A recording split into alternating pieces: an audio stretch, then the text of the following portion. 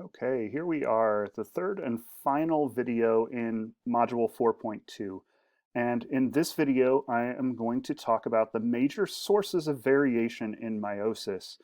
So again, make sure before you watch this that you're pretty comfortable with the terminology that was brought up in the first video in this module, uh, particularly homologous chromosomes versus sister chromatids, haploid versus diploid, the stages of meiosis. Remember, there are actually two stages. We've got meiosis 1 and meiosis 2, along with the purpose, which is to make gametes. And so those gametes are basically what we're trying to do to introduce variation into our lineages. So we're trying to create variation in populations. And there are three major sources of variation that arise from our use of meiosis for creating reproductive cells, gametes. One is called crossing over, independent assortment is another, and random fertilization is the third related source of variation. So here's a reminder. Here you see mitosis versus meiosis, and I'm drawing your attention to this, which is the end of meiosis 1 slash the beginning of meiosis 2. And there's something weird going on here. If we zoom in, we can see that there are these little tips that have been exchanged. So some of the pieces from these blue chromosomes, which that's standard in your book, that means it comes from the paternal line. That's a chromosome there. And the red is from the maternal line. It looks like there are some bits that have been traded between those two chromosomes. And so what this results from is a process called synapsis and crossing over. So let's take a look at synapsis and crossing over. To do that, we just zoom in here on prophase 1. So again, we're looking at the phases of meiosis, and in particular, meiosis 1. That's where synapsis and crossing over are going to happen. Only in meiosis 1. So here we go. We've got our sister chromatids. That's these two blue ones that are stuck together. Hidden behind there are two sister chromatids that are the red color. And what's special during synapsis is it's actually the homologous chromosomes that are being held together. So these are non-sister chromatids that are held together during synapsis. Here I've spelled out these definitions. So synapsis is when the homologous chromosomes are being held together side by side. This happens because there are these things called chiasmata, or chiasma would be the plural of that. And so chiasmata, that's the points of contact between the homologous chromosomes during meiosis 1. And then finally, that exchange that you saw where you see little bits of one chromosome getting traded to a different chromosome, that's actually called crossing over.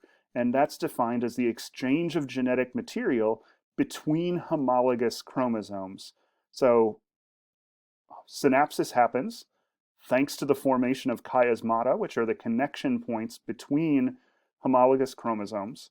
And at those connection points, we get crossing over, which is the exchange of genetic material between those homologous chromosomes. Here is an electron micrograph looking at these chiasma.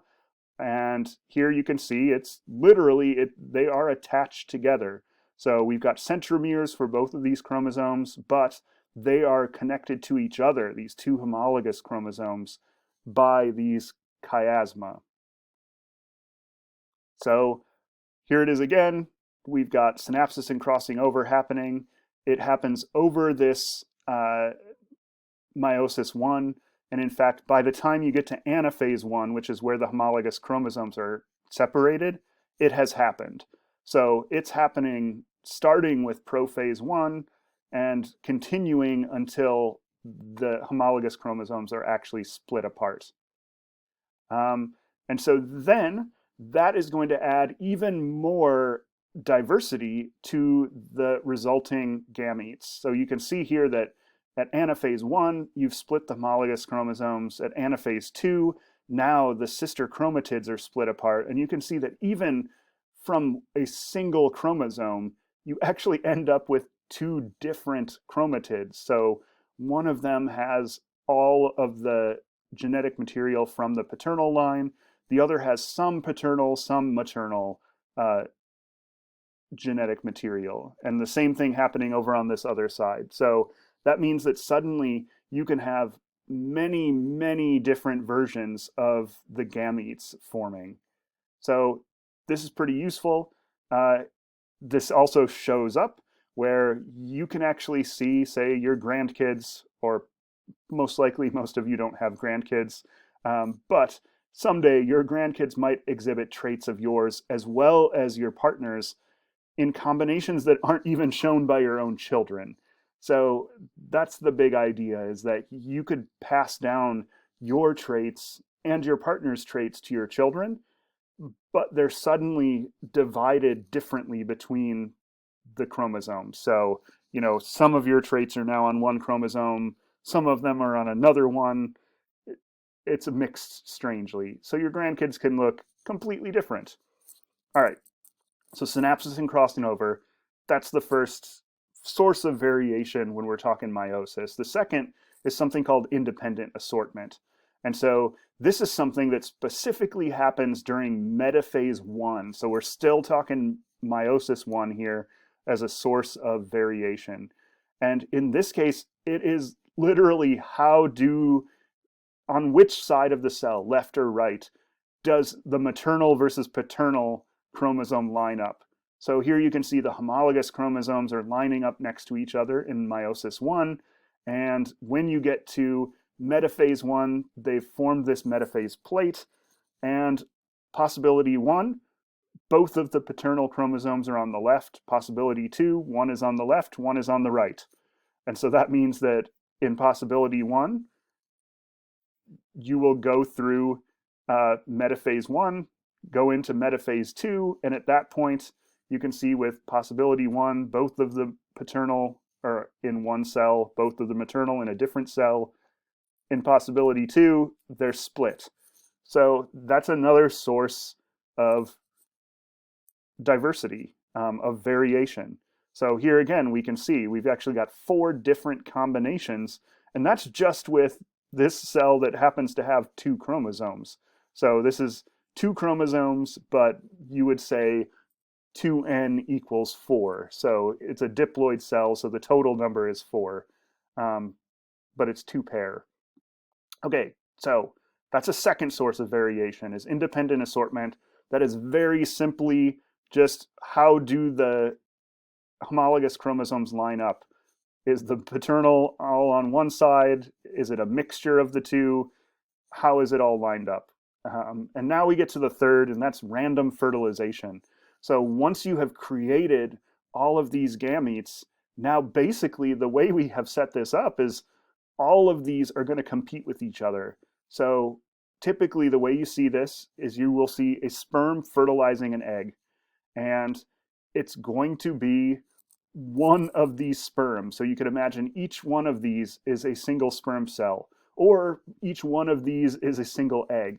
And so there's an enormous number of combinations that could be created. And you can work this out. It's 2 raised to the number of chromosomes, which humans have 23. And if you do that, you've got 2 to the 23rd to account for the sperm, 2 to the 23rd to account for the eggs. It's about 70 trillion different possibilities. And that's not actually considering the fact that we also have crossing over happening. So it's even greater than that.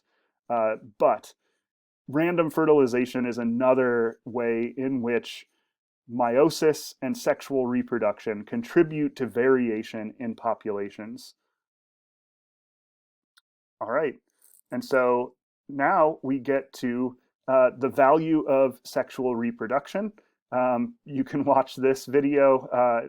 It's a little bit funny, in which people are learning a little bit about an experiment in which fish are allowed to either reproduce asexually or sexually.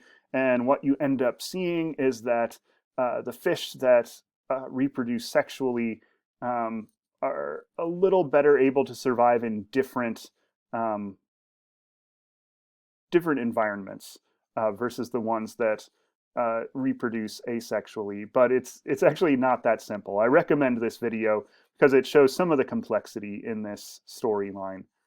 All right, so that gets us to the end here. Those are three major sources of variation in meiosis, and hopefully you have the terms and the basic ideas of meiosis in your head at this point.